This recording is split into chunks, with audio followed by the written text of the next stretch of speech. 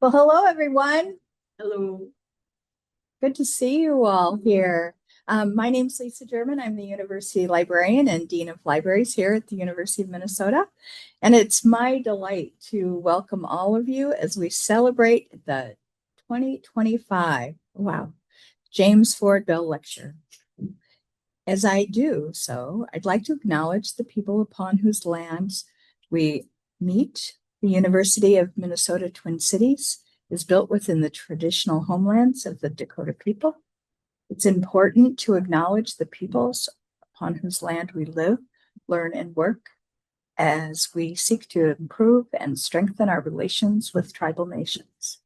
We also acknowledge that words are not enough. We must ensure that our institution provides support, resources, and programs that increase access to all aspects of higher education for American Indian students, staff, faculty, and community members. I'd also like to thank all of those who helped make this evening possible, including our incredible staff, as well as the generous support of the associates of the James Ford Bell Library. The Bell Lecture is a signature lecture series that offers presentations by field experts on topics related to major themes in the Bell Library collection. A little bit of history. The James Ford Bell Library was founded in 1953, and this lecture series began in 1964. So today, oh my gosh, we're celebrating over six decades of the James Ford Bell Lecture. The library itself is named for its first donor and patron, James Ford Bell, and consists of over 40,000 rare books, manuscripts, and other materials documenting the history and impact of international trade and cultural exchange in the pre-modern era. Its materials range in date from 400 to 1825 CE, with the bulk of the collection concentrated between the years 1450 and 1790. The scope of this collection is global. More than 15 languages are represented and includes a one-of-a-kind historical items like Matteo Ricci's world map, the only surviving map in Chinese to show the Americas. We are immensely proud of the James Ford Bell Library and all it offers our students, community members, and scholars of the world. The James Ford Bell Library aims to make history come alive, and it does that. I'm going to digress. Sorry, Maggie, just a minute. We have students from multiple disciplines come and use the James Ford Bell Library every year. And not only do they get to use the wonderful collection, but they get to hear from people like Anne and Maggie, who they're the ones who make the collections come alive. I am eager to hear from Dr. Lingold and to welcome her to the University of Minnesota, as I am to welcome all of you. If this is your first time at the University of Minnesota Libraries, I hope it inspires you to learn more, to come to future events, and support our work. And I hope you return often. The James Ford Bell Library is one of the many special collections that live in our archives and are here for you to discover. So thank you again for being with us. Now, to present tonight's speaker, I'd like to welcome Dr. Maggie Ragnow, curator of the James Ford Bell Library, to the podium.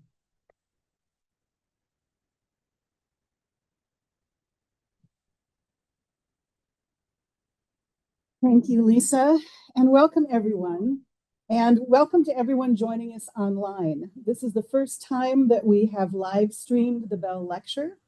So please do share any feedback that you have with us. We'll take questions following the talk. So those of you online, please do write them in the Q&A and someone will share them with the speaker. It is my very great pleasure to introduce this evening's speaker. Dr. Mary Caton Lingold is Associate Professor of English at Virginia Commonwealth University in Richmond, Virginia, where she also directs the PhD program in Media, Art, and Text. Professor Lingold is an interdisciplinary scholar, specializing in the literature, culture, and music of African Atlantic world, as well as the fields of sound studies and digital humanities. She earned her PhD in English, as well as a graduate certificate in African and African American Studies from Duke University in 2017, preceded by an MA from the University of Colorado at Boulder and a BA from Trinity University in Texas. She is the author of African Musicians in the Atlantic World, Legacies of Sound and Slavery, which was published in 2023. She is the co-editor of the volume Digital Sound Studies, published by Duke University in 2018, as well as a host of articles in such journals as Early Music, Early American Literature, Studies in 18th Century Culture. She guest edited a special issue of Reviews in DH, Digital Humanities, on the subject of sound and co-created the website Musical Passage, A Voyage to 1688, Jamaica. Is that still live? It's awesome. If you get a chance to Google it, Musical Passage, A Voyage to 1688, Jamaica, I highly recommend it. Much of Professor Lingold's research focuses on the Caribbean, a region key to the development of the traditions and ideas that spread across the Atlantic world in the early eras of slavery. I first met Mary Caton during her fellowship here in the summer of 2026, when she became immersed in our deep collection of Atlantic world travel literature and the many discussions of music and illustrations of musical instruments that she found within those pages. She also was the person who first introduced me to the field of historical sound studies. I was fascinated, and I think I told everyone I encountered that whole summer about it and how cool this work was. She is now an accomplished teacher, scholar, and author, and it is a delight to welcome her back to present this year's James Ford Bell Lecture. Thank you.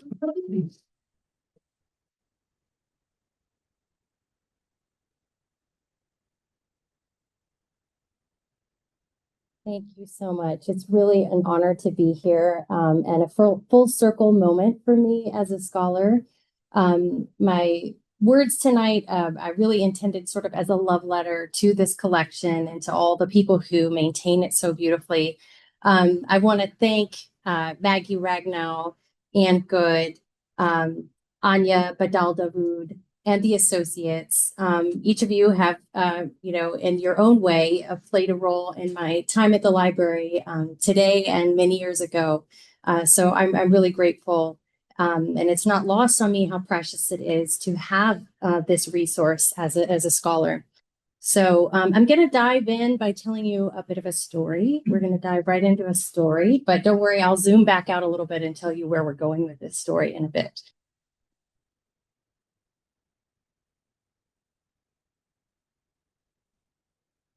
In the 1720s, a teenager named Yukasaw Groniosaw made a long journey from the kingdom of Borno, which is now in eastern Nigeria, toward the Gold Coast of Africa.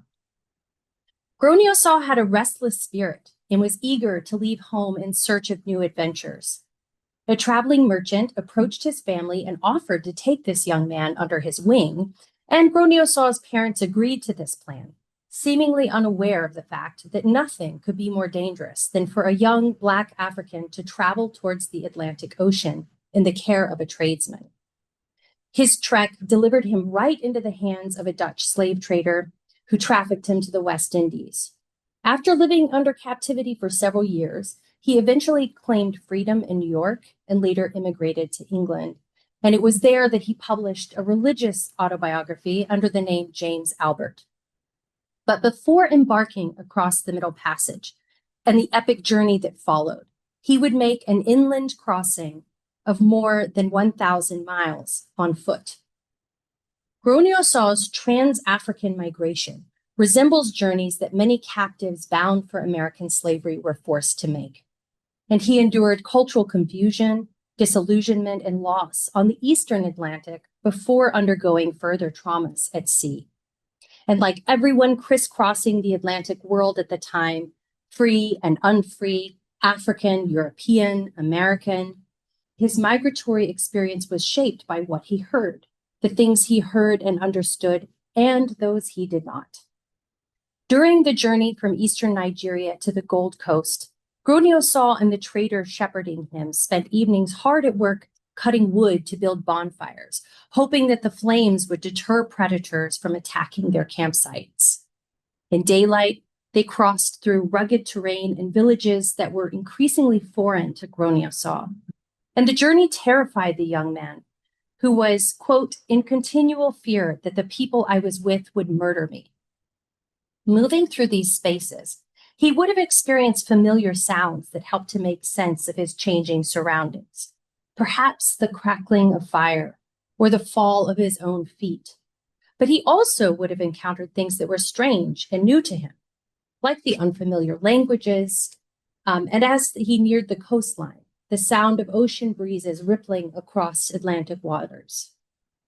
Eventually, the travelers reached the merchant's home at the edge of the ocean.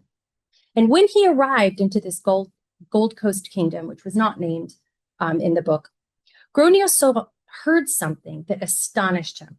It was a loud blast of trumpets and drums. He was startled by the unusual noise, and so he asked about the meaning of this sounds, of this music that he had heard. At first, he was told that the sounds came from the king's musicians, who intended to honor Groniosaw with a royal welcome. The narrative explains that I heard the drums beat remarkably loud and the trumpets blow. The persons accustomed to this employ are obliged to go upon a very high structure appointed for that purpose, that the sound might be heard at a great distance. They are higher than the steeples are in England.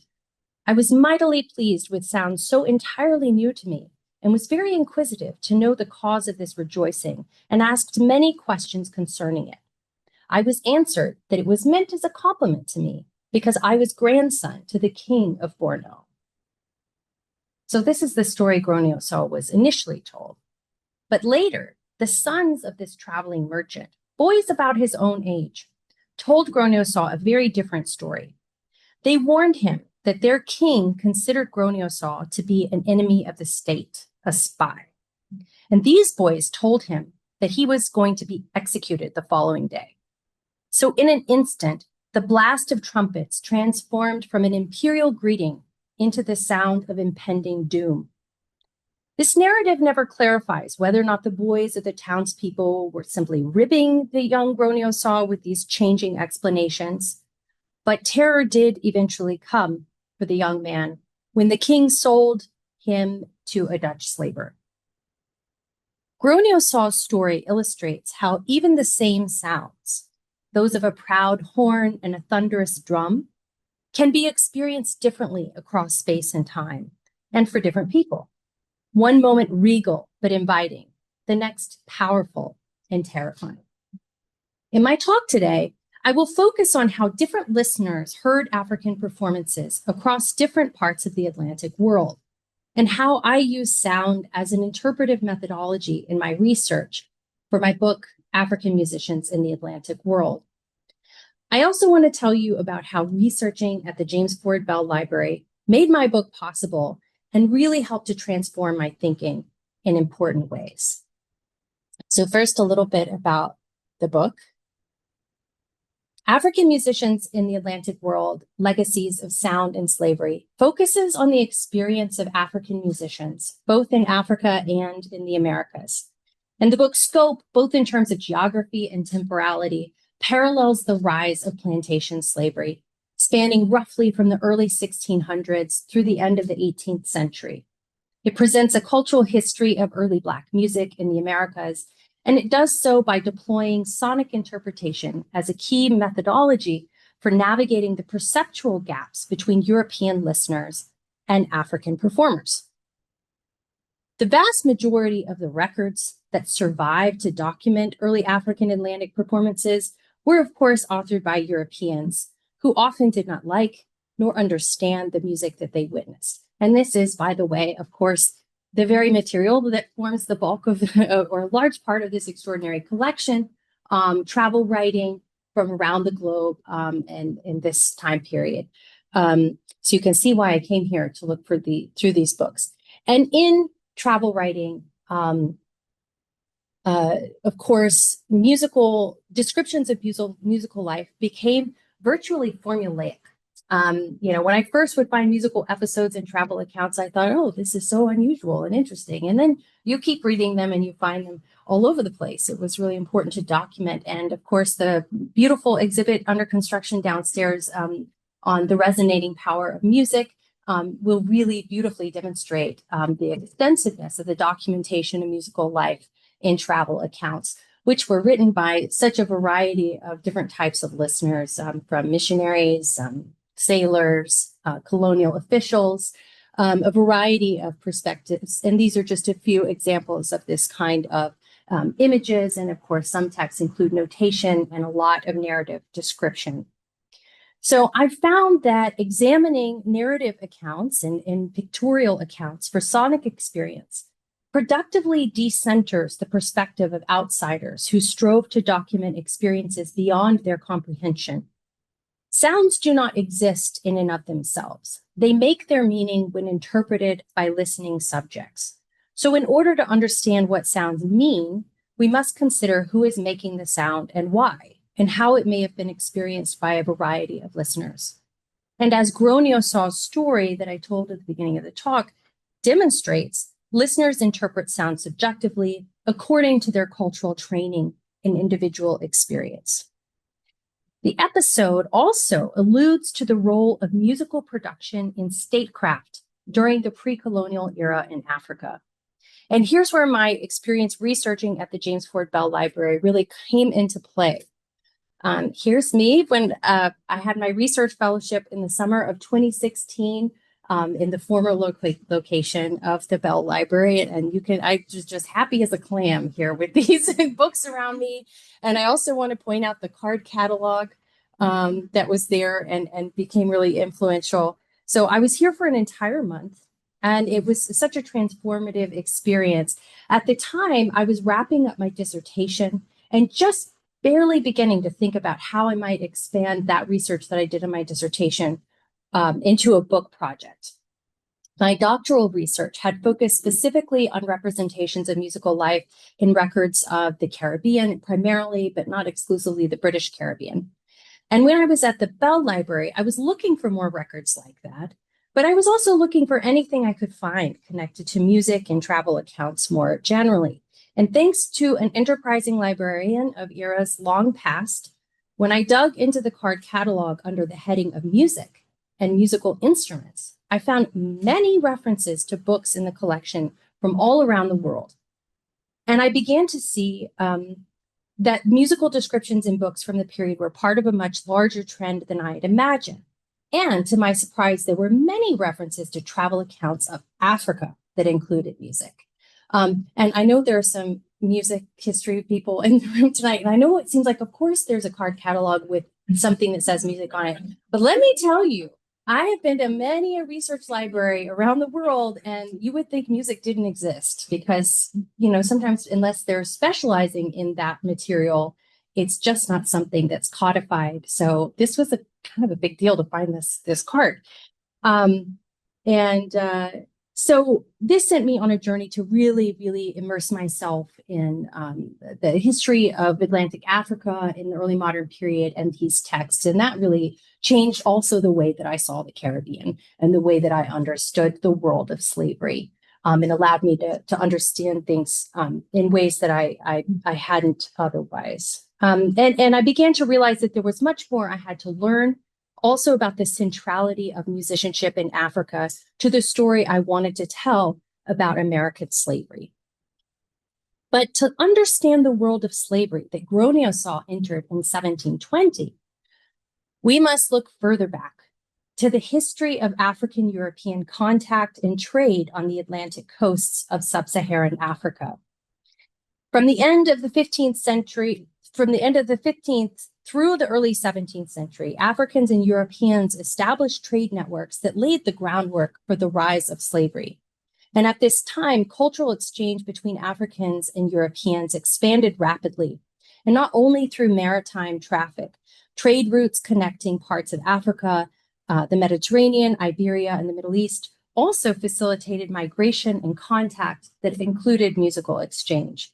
Musical performances in Atlantic Africa were essential to shaping imperial strategy and intercultural relations during this era of exploration, or exploitation, as some people say. Africans influenced Europeans in Africa during the period as much as they did through the presence of enslaved Africans in America and in Europe. And this is the part of the story that the Bell Library's collection really helped me to see. And as many other scholars have pointed out, studies of the Atlantic world and the triangular trade tend to center on European and American metropoles, all too often eliding the role of Africans in shaping international trade and cultural developments during the era. By focusing on African settings, I too wish to underscore the significance of the region to the development of global trade and the cultural transformations that came with it, especially in the realm of music. So African shores are not simply where enslaved performers came from, the artists whose stories comprise the primary subject of my book, but African coastlines also served as an original point of perspective for European maritime travelers, traders, and enslavers who wrote the travelogues that form the bulk of the relevant written archive. And musical exchange, as I will discuss, was absolutely vital to the way European travelers and African sovereigns and subjects interacted in the early modern period. So I put this map up here. I love to teach with this map because it just shows how central Africa was to the European imagination in this period and how much more knowledge there was from a European perspective of the African continent and, of course, the American continent at that time period. And this really, works against the kind of silencing that happened after the colonization of Africa in the 19th century when African history sort of goes dark or from a European perspective, and instead shows the extensiveness of exchange between these regions. And I hopefully help kind of reorient our thinking. And for me, as somebody trained as an Americanist and a Caribbeanist, this is an important kind of shift in my own thinking. So as I mentioned, it wasn't just that, Europeans and Africans, certainly they're trading and interacting in their own trade routes up and down the Eastern Atlantic, but also when people travel to, say, the Caribbean, their ships would literally stop, in points of call on the the Atlantic coast of Africa. And people would stop there even when they were going to the Pacific. So the centrality of this region is important. This is an illustration portraying a 1598 meeting between Dutch Captain Jacob Mahu and an unnamed Cape Verdean leader. The Cape Verde Islands, of course, are off the western coast of Africa. And it was composed by Theodore de Bry, an influential publisher and illustrator who, if I'm sure most of the Bell audience knows, whose representations of voyages had an enormous influence on European perceptions of the wider world for centuries. And what I want to focus on is the fact that in this image, 5 trumpeters flank Captain Mahu during this ceremonious conversation between the 2 figureheads. So this was in Santiago, and the Portuguese held Cape Verde Islands while Mahu is en route to Asia via the Strait of Magellan. There's a lot going on in this picture, and much of it is absolute nonsense. Need to point that out, as with a lot of de Bry's characterizations of people of the wider world. This figurehead from Cape Verde is portrayed in this sort of exoticizing costume. Of course, he would have been Portuguese, so that doesn't really make sense on the face of it right there. And he's sort of styled, putting his feet on this animal skin rug and so forth. But Cape Verde Islands were a site of tremendous exchange and culture and traffic, and people from all over the world were coming and going through here. And it was maybe in many ways a much more cosmopolitan space than some of the places that people might have traveled from Europe. So much of this is a kind of fictionalized portrayal of this meeting, but I wanted to show it to you anyway to emphasize the fact that Mahu brings his musicians from aboard the boat in order to have this kind of ritualistic diplomatic exchange with the Cape Verdean leader. So building on Portuguese imperial custom, when European vessels like Mahu's approached African coastlines, their trumpeters would declare arrival from the bow of their ships. And these same musicians would often join their captains in smaller diplomatic parties that rowed to shore to greet African leaders. The Portuguese developed this method of what scholar Ian Woodfield terms musical diplomacy, and Woodfield's scholarship on this topic was really influential to me. And I remember checking it out of the Minnesota libraries to read while I was here looking at these collections, because I was happening upon these books and thinking, who was writing about this that can help me understand? And his book was very helpful. So Europeans greeted African leaders with their musicians because they believed that Africans were more friendly to outsiders when music was present. And this assumption grew from the fact that African leaders often greeted the Portuguese with their court musicians in tow. And later, other empires adopted this Portuguese method of musical contact, establishing common rituals of international trade that transcended empires and geographies. Musical diplomacy was very much a two-way street for African and European leaders. Mm-hmm. And horns and horn players specifically were significant to these musical exchanges, both on African coasts and in Europe. Using horns, people would communicate across distances at sea, warn of impending danger, natural or human, and they were key to formal shows of state and the rituals of colonial possession and trade. And of course, just want to hearken that in Gronio saw, of course, he heard these trumpets and these horns blowing. So just wanted to point that out. And this practice was so widely known that it actually features as a minor plot point in Afriben's Orinoco, or the Royal Slave from 1688, if you're familiar with that story. An elite West African is lured onto a ship because of a musical party and music that is going on the European ship, and then he's stolen away into slavery in Suriname. So Europeans are traveling to Africa with their musicians on their boats, and Africans also traveled northward in the 16th century, both as captives and as free people. And some of these migrants were musicians of notoriety. In Germany, lords were keen to have Black African trumpeters as part of their courts, and these musicians signaled prestige in a tradition that began in the Middle Ages and grew throughout the early modern period. The practice also extended to England, where African-descended trumpeter John Blank performed in the royal entourage of King Henry VIII. And no one knows for certain if this is John Blank in this image, but it's sort of assumed that it was likely to have been him. African sovereigns also adopted foreign performers from Europe into their courtly ensembles, and one king from Sierra Leone recruited a German horn player into his band of court musicians in the early 1600s.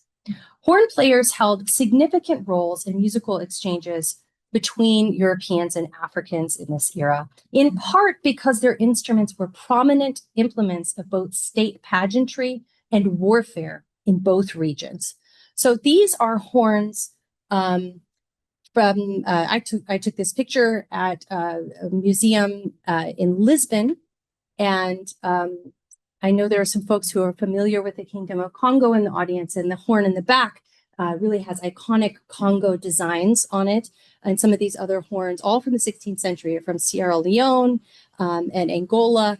And you can see that some, I don't know how well you can see from where you are, but some of the designs have a kind of European aesthetic characteristics. And there are many of these ivory horns survive in collections in Europe. And I think maybe they even became sort of like a point of trade or a souvenir of some kind, but they are, I think, emblematic of this kinds of role of horn players in these ceremonious and diplomatic courtly performances of power and trade.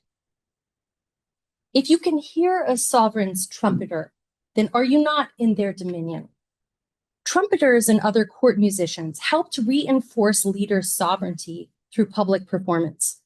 When Grogno heard the trumpets blast from the king's towers on the Gold Coast, he knew that they signified something important. Both Africans and Europeans utilized performance to perform sovereignty and power in the early Atlantic world.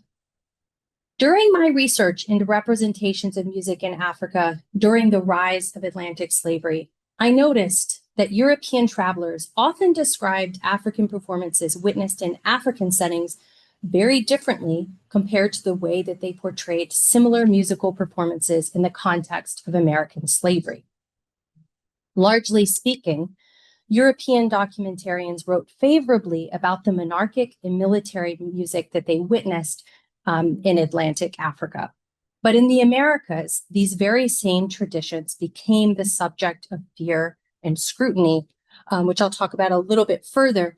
I want to mention, unless noted otherwise, all of the images that I'm using today are from this collection, and even a couple I have just happen to have copies of them from other places in my images, but you also have them in your collections. And this is from Pigafetta's narrative of Duarte Lopez, and it travels through the Kingdom of Congo. There's, as with the other image I shared, there's a lot going on here. And you can see the kind of Greco-Roman visuals that are used here, and this elaborate headdress. Much of the way these figures are stylized visually kind of recalls this, it symbols this kind of, ennobling, aggrandizing portrayal. They are actually, this is a military musical performance, and the person who created this image, probably had no idea, hadn't seen this. But some of the things in the image are described extensively in the narrative, the use of these specific instruments on the battlefield to conduct battle.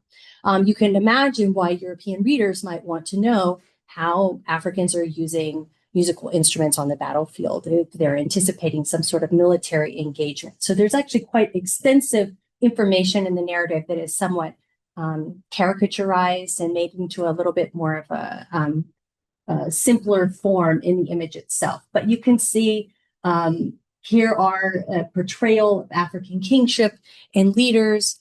By contrast, so while Europeans, I'm sorry, I lost my place a little bit. So as I mentioned, but then when you look at portrayals of musicianship in American settings, suddenly musical performances tend to be more racialized, even though you see some similar elements, the feathered headdress and similar instruments. I'm using a little bit of a visual shorthand. It's not quite fair, but I think these two images, when you put them side by side, this is a painting of Dutch Brazil. You can really see what the historian Hermit Bennett, the title of his book is Black Kings and African Kings and Black Slaves. And he's very interested in these phenomenons as well, and the way that European engagement in Africa in the early modern period is very different and often not as racializing as discussions of enslaved people in the Americas, and how this transition happens. And of course, sounds change meaning depending on who is listening and what the context is. While Europeans came to see African culture as dramatically different from their own, during the early modern era, they were also interested in identifying commonalities and building strategic partnerships. Eventually, ideas about the distinctions between Africans and Europeans hardened into racial stereotypes that fueled the rise of slavery and eventually also the colonization of Africa. Records of musical encounters in the early modern Africa remind us that these outcomes were not inevitable, and that Africans and Europeans were mutually engaged in the performance of power in the theater of the early modern Atlantic world. Yet, in these narratives, we are also reminded that the tide of history was bending quickly towards disaster.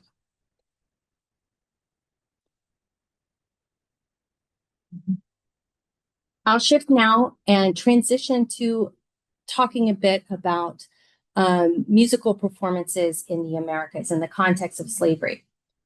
And one of the things that I uncovered in my book that or in my research for my book that I didn't expect to find was the degree to which African performance traditions continued in the Americas. I expected, to find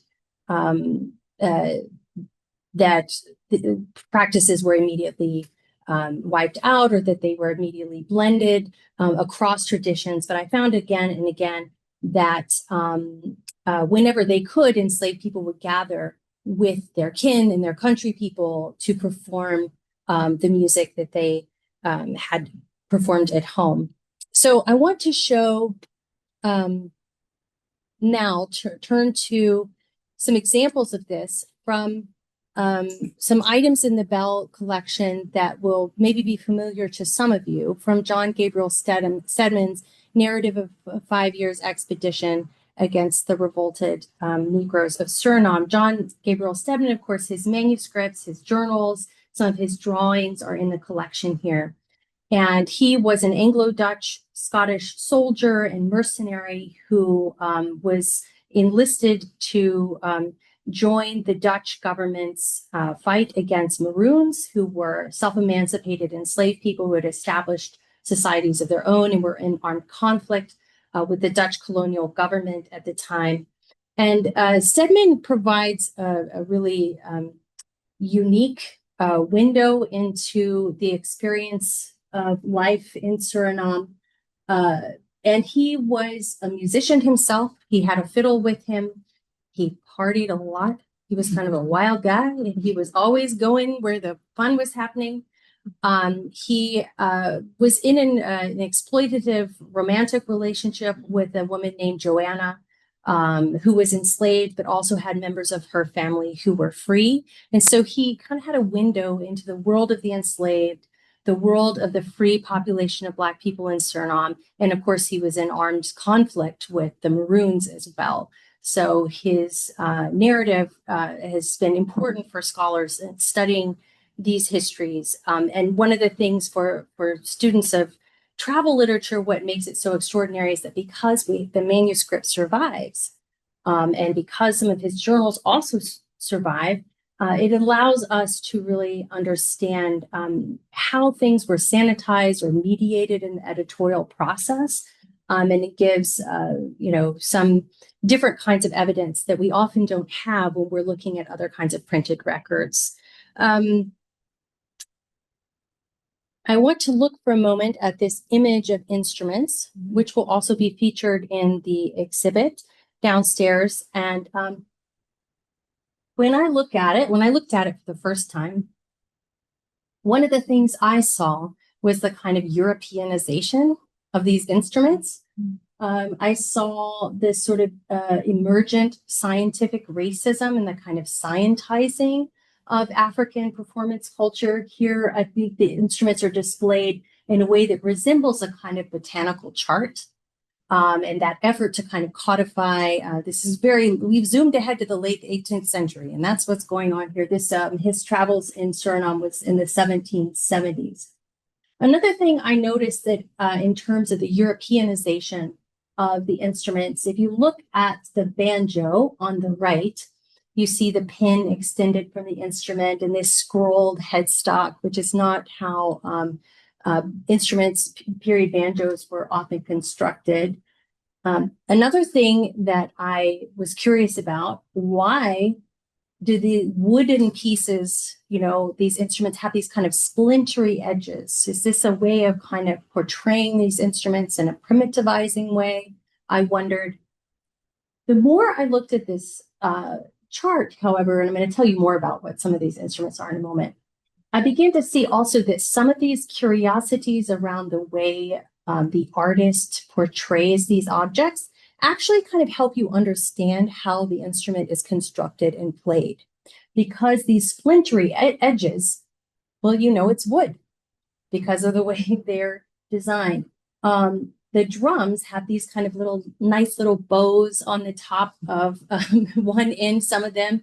But what that allows you to see is, oh, some of these drums were enclosed on both sides. Some were hollow on one side. So in a weird way, the artist is actually kind of finding in a two-dimensional manner for a European audience, finding a way to communicate some facts about these instruments in ways that are a bit more complex than they initially appear. Of course, you'll see an instrument shaped very similarly to the ivory horns that I showed you earlier.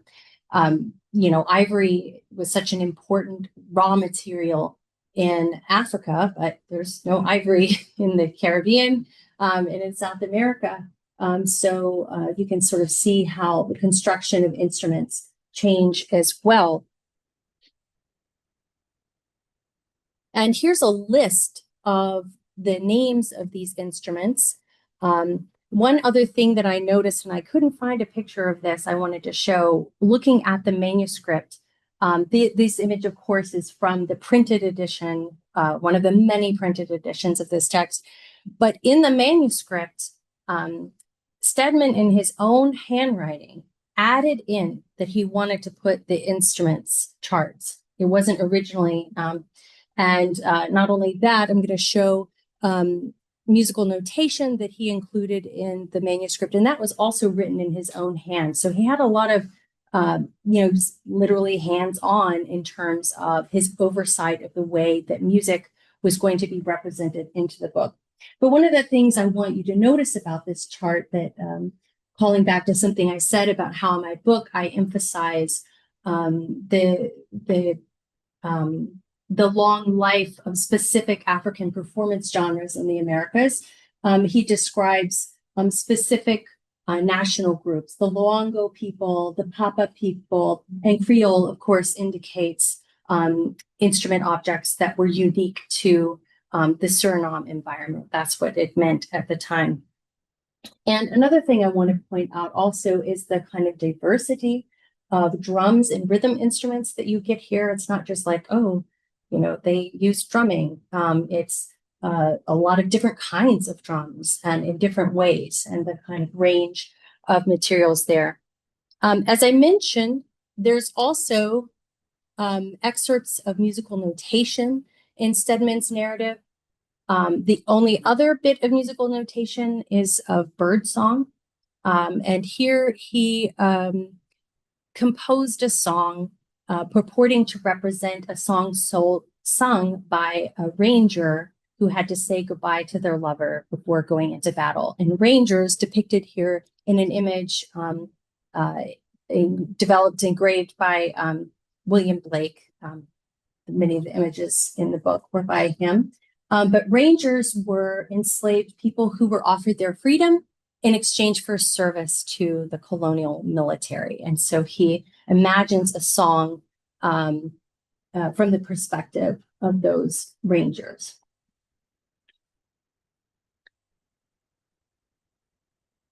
In Richard Price and Sally Price are two scholars who have done a lot of really important work around Stedman, his materials and his legacy, and they published a really influential edition of the manuscript.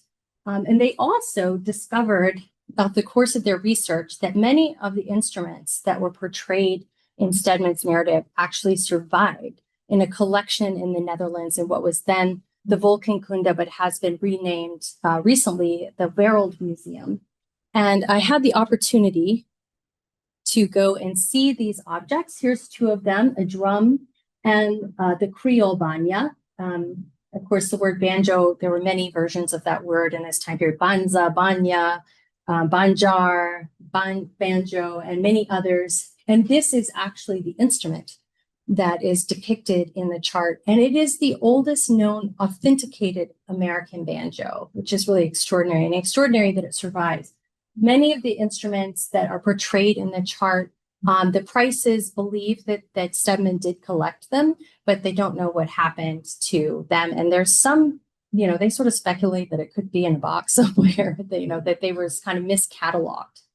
So I had for many years wanted to see these objects in person after having, spent so much time studying the manuscripts and the books. And I was supposed to go to the Netherlands in spring of 2020. So a couple of years later, I finally did get to see the instruments as they are now on display in an exhibit called Our Colonial Inheritance, which is at the World Museum in Amsterdam. And the Netherlands has a network of ethnographic museums that are all part of the national collections.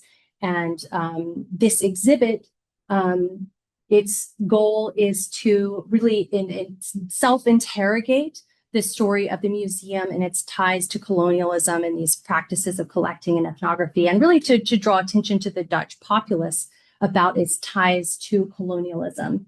One of the things that I find really interesting about the collection, this exhibit, is that they bring African, Caribbean, and Pacific stories of Dutch colonization all together into one really extraordinary story. And here is an exhibit case designed in partnership with musician Vernon Chatline, as well as staff curators. And these are all instruments from the Dutch Caribbean that are in the collection, some from Curaçao and also from Suriname.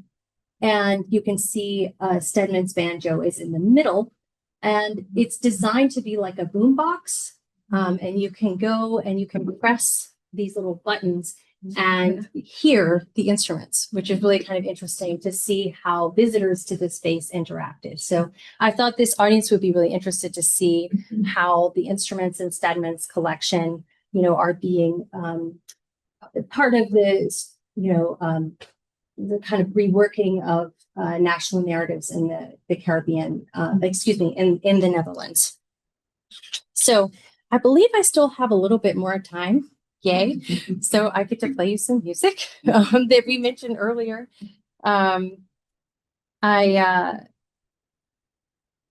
we're zooming back in time. I apologize for all of us historically minded folks. I wanted to make sure and get to Stedman in the 1770s.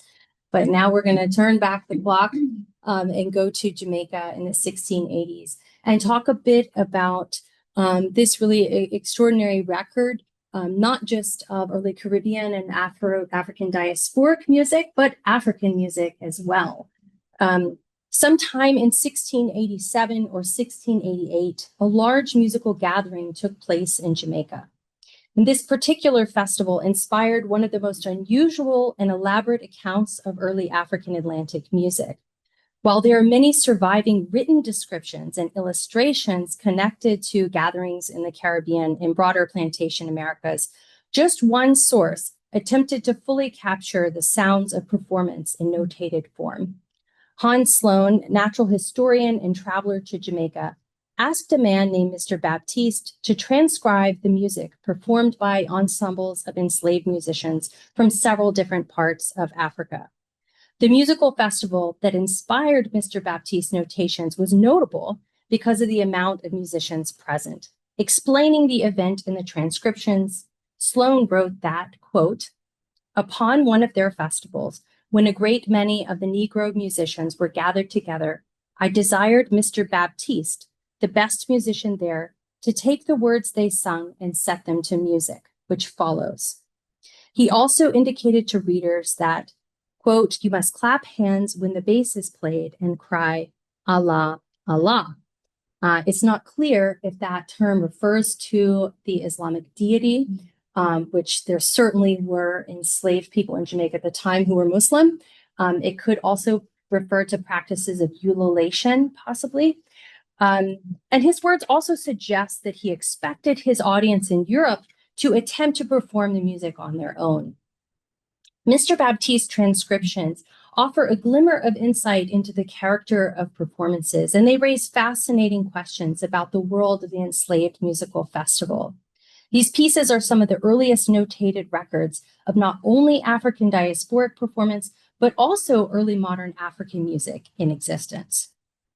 Baptiste, the man who wrote this music down, appears to have been someone with considerable insight into the musical practices of enslaved Africans. But like all of the material I examine, his transcriptions offer a story about Black music that was assembled primarily for European audiences. And this disjuncture between recorder and recorder feels acute in the case of notation published by Sloan. Musical notation is, of course, designed for the reproduction of Western musical genres, and the system was not designed to accurately replicate music from other traditions. So the notations represent a remediation of music that inspired them. And this, of course, foretells later practices of white appropriation and theft of Black music that occurred in later centuries. Nonetheless, this musical text remains extremely valuable because it provides insight into performances that inspired them in what they may have sound like. And as I discuss further in the book and in an article I wrote for the journal Early Music, Mr. Baptiste was likely a person of African descent himself. His notated compositions offer insight into the experiences of free people of African descent who performed music from European traditions in the Caribbean at the time. And I want to thank Linda Sturtz and James Robertson, who are here, for helping me when I was doing research into Mr. Baptiste's biography in the National Archives of Jamaica, and did find several sources that suggest that he was, I haven't, entirely proven that he was a person of African descent, but it does seem likely that he was, and certainly plausible. And one of the truly remarkable things about Baptiste notation is the extent to which it documents the diversity of enslaved musical practice in late 17th century Jamaica. So each of the pieces are titled according to distinct African nationalities: Angola, Papa, and Coromantee. And they are also very different in character musically. This shows that at these musical gatherings, people chose to gather with others from shared backgrounds wherever possible. And so as I mentioned before, or as Maggie mentioned, actually, I created this website with my collaborators, Laurent Dubois and Dave Garner. And we really wanted to help bring this music to life for scholars who may not, be able to access this music, to living performers and inheritors of these traditions who might also be interested in this history but not know anything about this document. And simply to kind of offer it and make it also useful in classrooms. I won't take you on a tour of the entire document, but I would like to take a moment to listen to a compilation that's sort of a blend of some of the different pieces, so you can hear the different kinds of sounds and tunes represented here. So we'll take a moment and listen to that.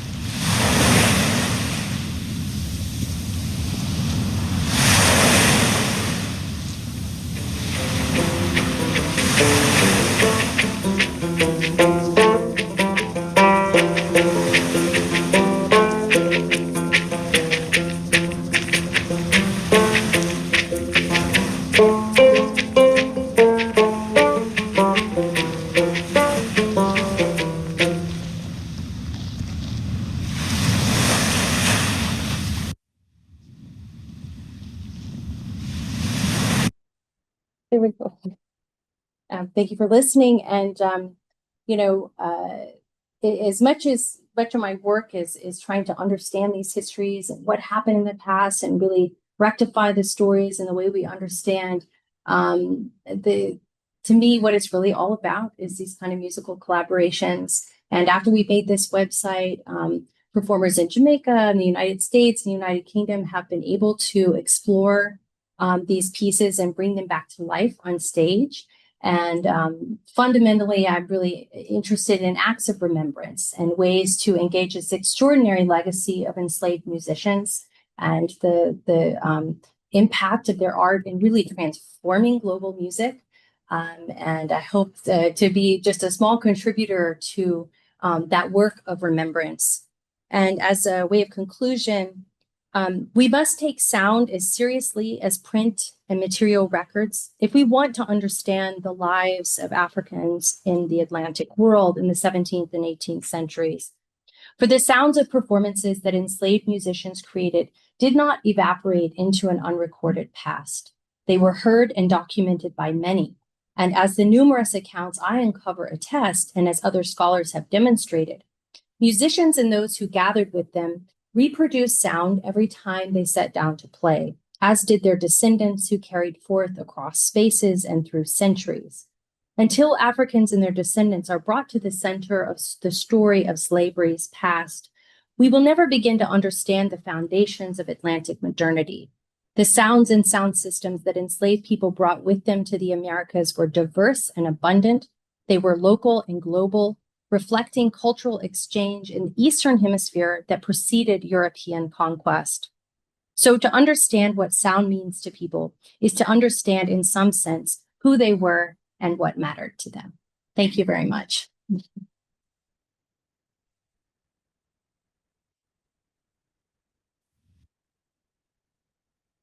We will entertain questions.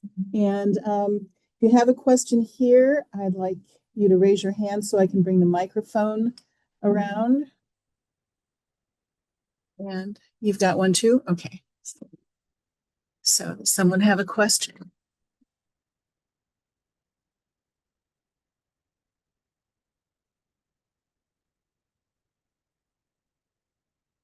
I'll ask an opening. So what are your thoughts on I guess sort of the transmission of musical instruments? I mean, there's Africa and the Caribbean, but then also sort of internally in Africa. Does that Oh, I mean, for sure, it's very evident that there was an enormous amount of musical exchange across Africa. So many instruments bear similarities to one another. And one of the things I write a bit about in the book is that one of the instruments that was so prominent in different kinds of courts were what Europeans call xylophones, or maybe what West Africans call balas, or Central Africans call marimbas, and that these instruments were extreme, and they still are very important in many African musical traditions. But interestingly, they do not survive as much in the Americas. And I think that had to do with how elaborate and intricate they were and time consuming it was to build them. And there was these processes of curing the wood. There are some xylophone traditions that survive, particularly in South America, but it's an instrument that kind of is all over early modern Atlantic Africa, from north to south.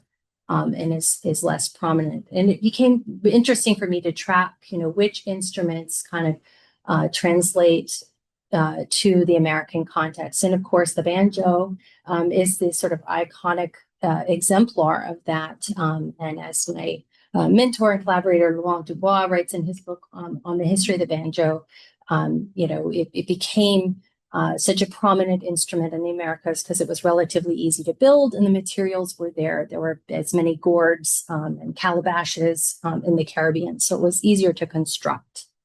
Thank you for that question, Anne. Next.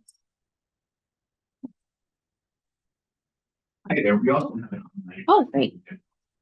You wanted to know, in the musical example that you played, why was there roaring or ocean sounds like Oh. the different examples? It probably sounded a little, I apologize, the audio quality may not have been great over Zooms. So thank you for that question.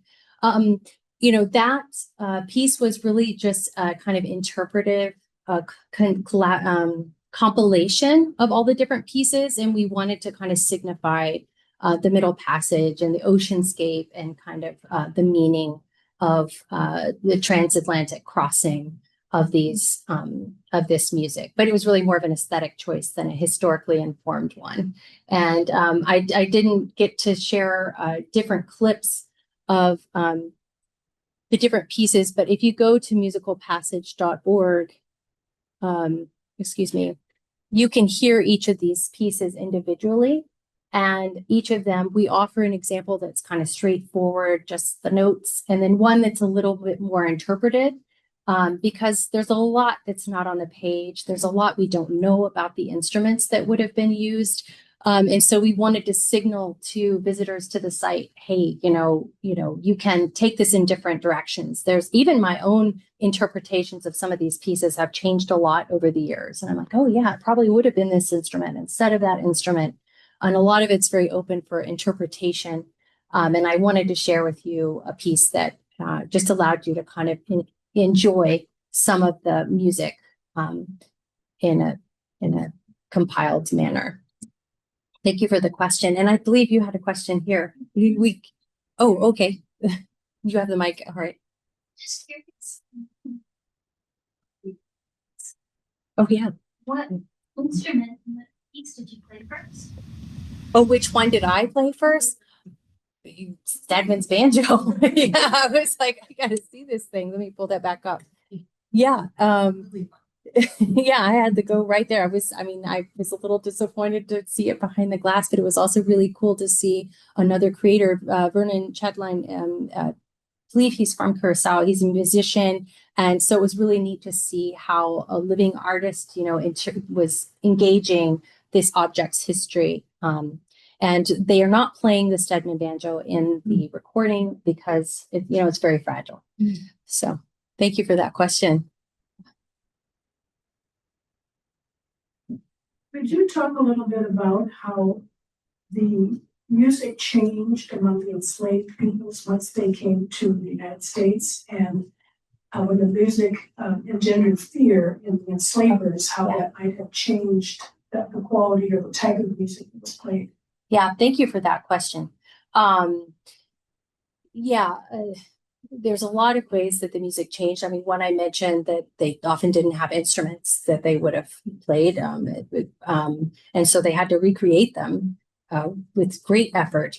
That was one way that they changed. But precisely because many instruments and musical performance was so associated with warfare and scenes of power in Africa,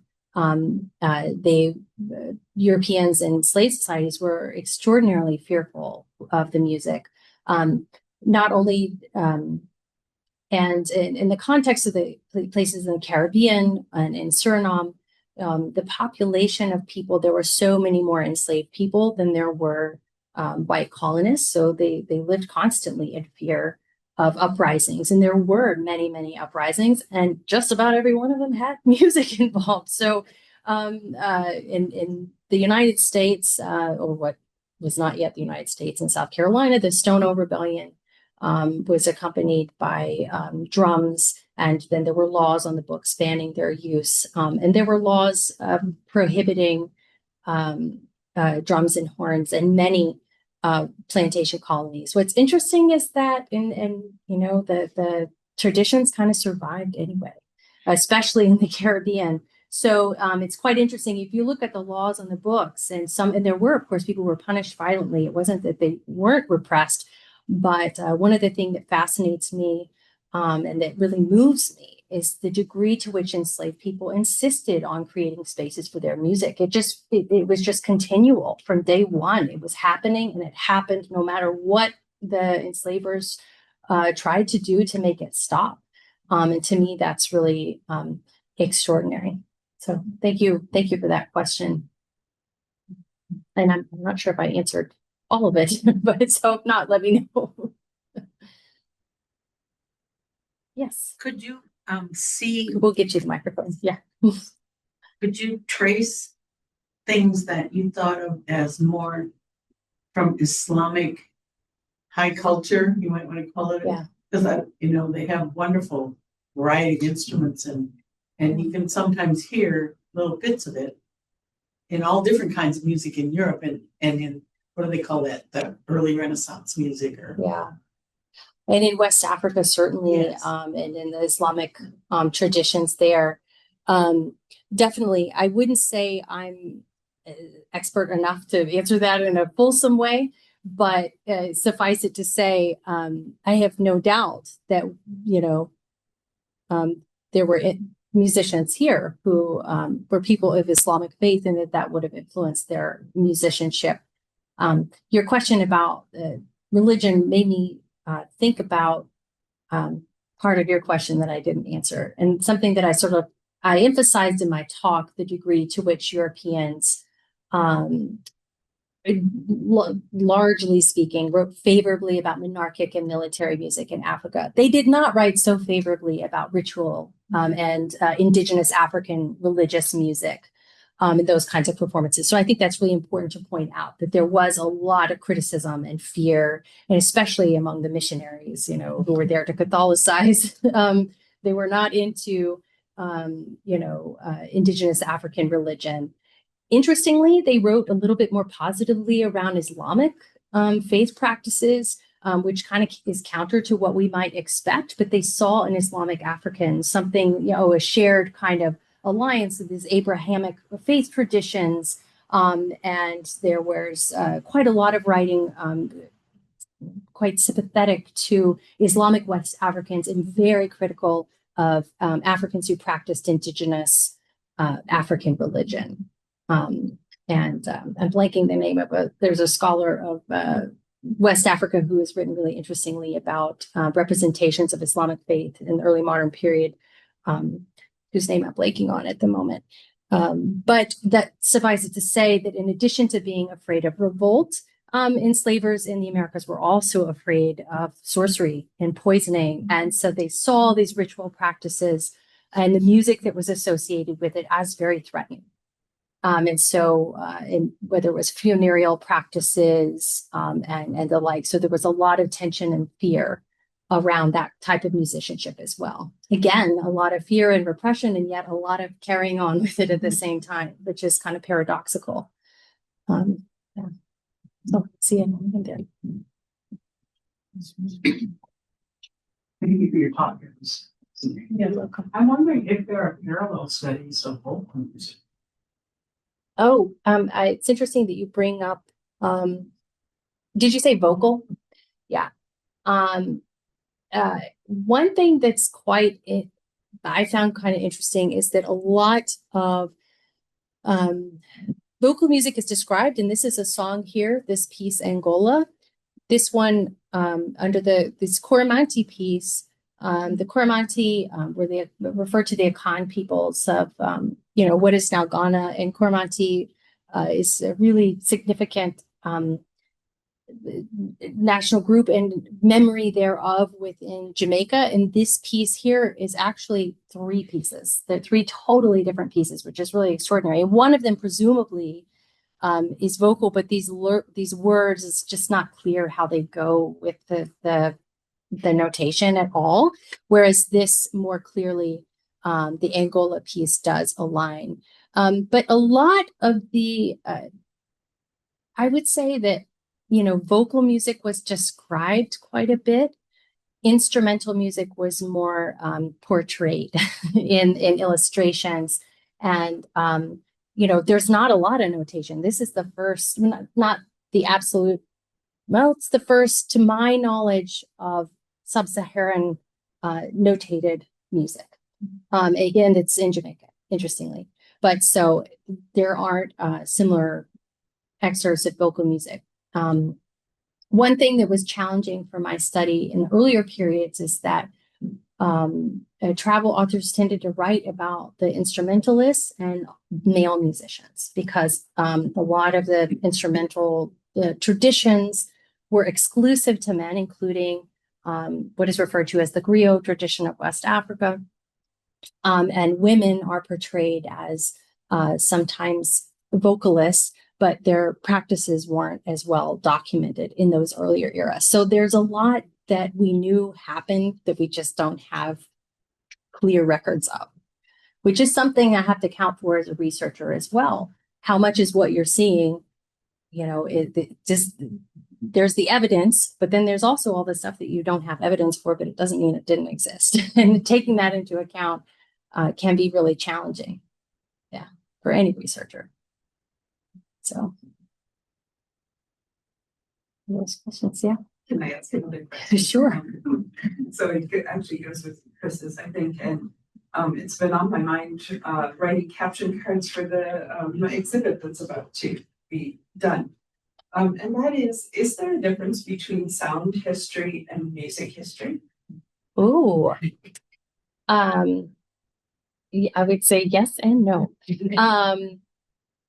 For me, I think what's useful about thinking about sound is that it destabilizes our assumptions about what music is, you know, and which is really important if you want to think about African traditions of musicianship, because, you know, in European music, we think of a performer and an audience, and like that's not how music is conceptualized.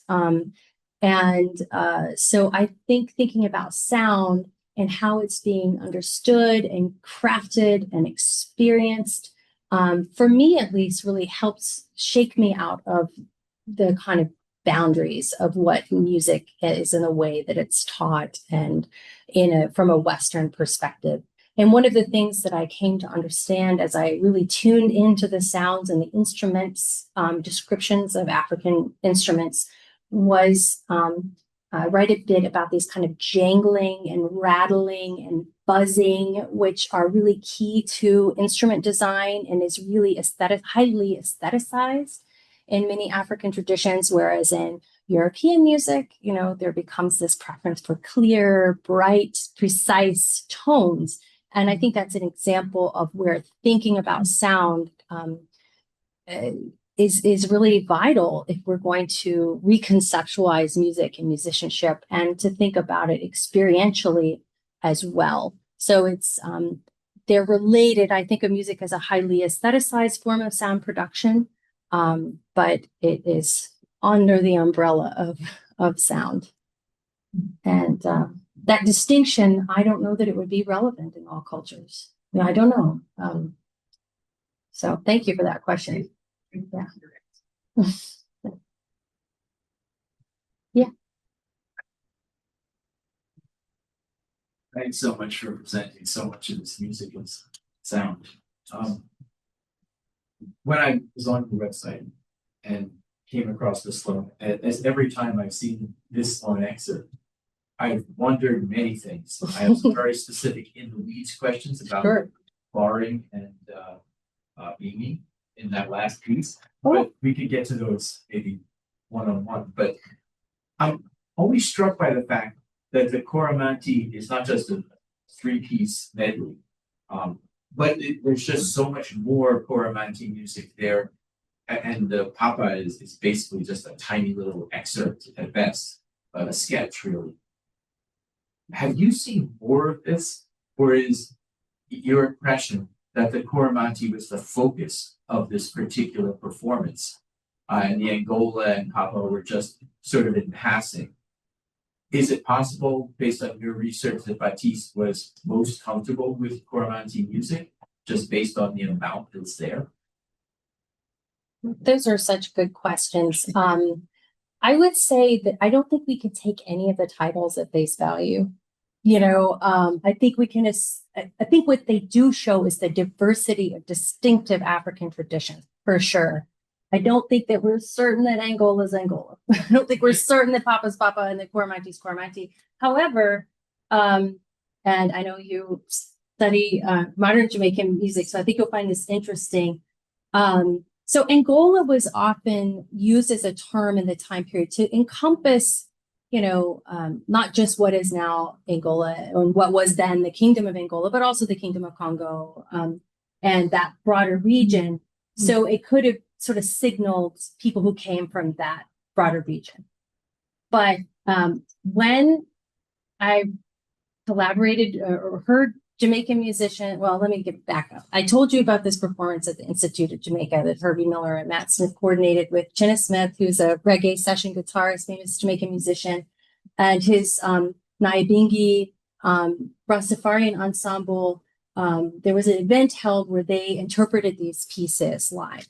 And when they were playing Angola, it was so cool. And a lot of things happened in their interpretation, but they used a particular drumming pattern. And about a year later, I was able to do a little workshop with the University Chorale at the University of West Indies Mona in Kingston. And they were going to perform this piece. And the director was just like, you could just tell he was kind of like, what is this? What? I'm not really sure how this should sound.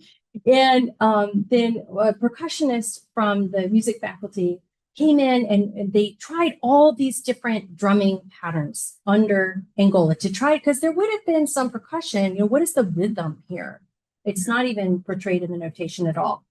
And they decided that they liked this Kumina drumming pattern, which is, this region.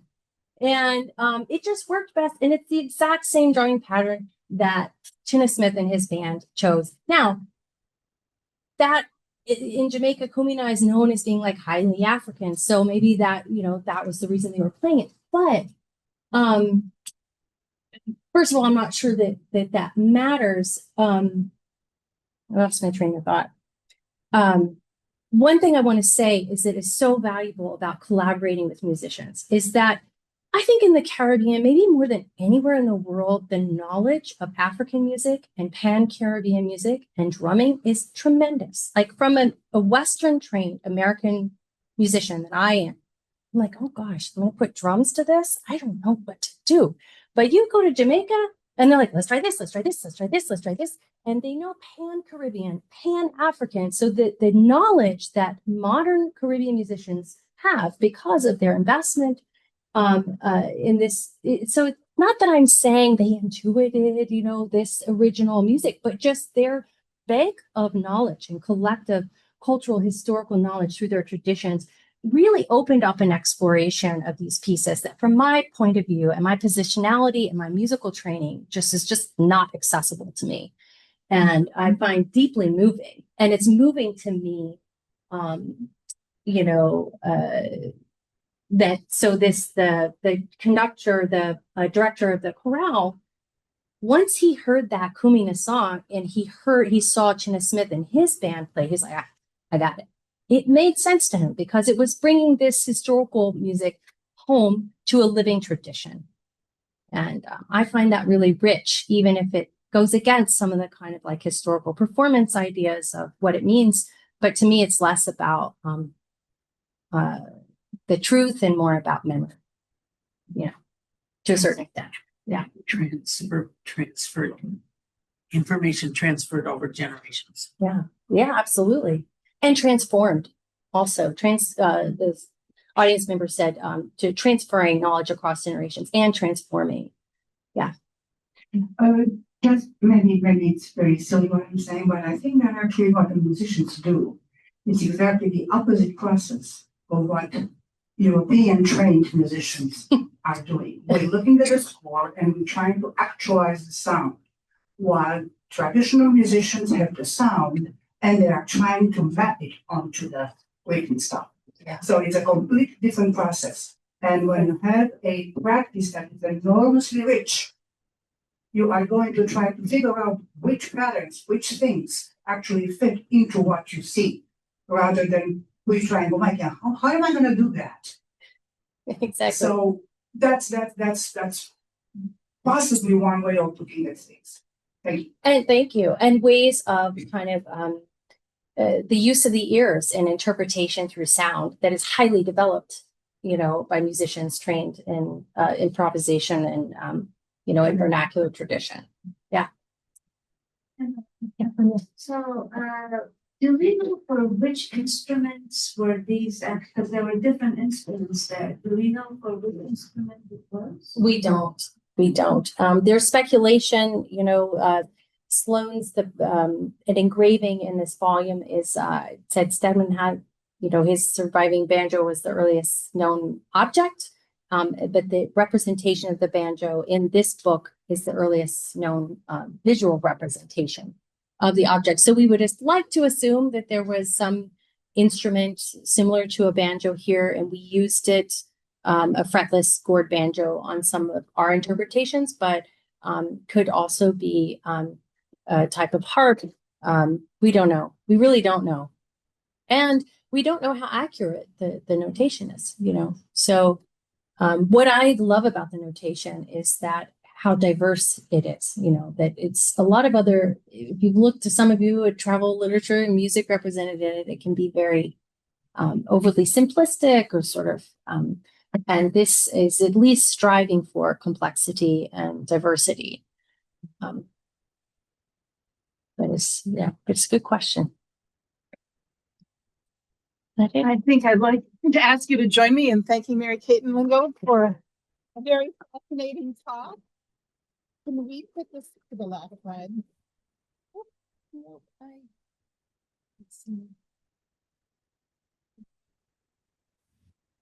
There we go. Thank you. I just want to make a plug for our exhibit that opens on October 20th, The Resonating Power of Music in the Early Modern World, and the two co-curators of that exhibit are here, Dr. Ann Good, who is the assistant curator of the Bell Library, and Anya Badalavood, who is our ethnomusicological intern, who's a PhD candidate in that department. So I encourage you to come back and take a look at that exhibit. It's going to be downstairs through January 30th. So please, thank you. And I think it's going to be a great exhibit and very complimentary to this particular talk. So thank you very much.